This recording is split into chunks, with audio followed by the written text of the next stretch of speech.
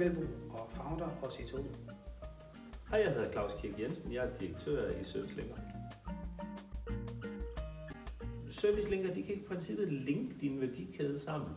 Så når producenten har for eksempel en forhandler, et servicecenter, nogle teknikere og en slutbruger, der kan vi facilitere den kommunikation og den dokumentation og alt det materiale, der flyder mellem de forskellige interessenter. Det gør vi alle sammen digitalt, let tilgængeligt og let forståeligt. Ja. Vores typiske kunde er en produktionsvirksomhed, der sælger deres produkt B2B. Det kan være enten direkte eller via en forhandler.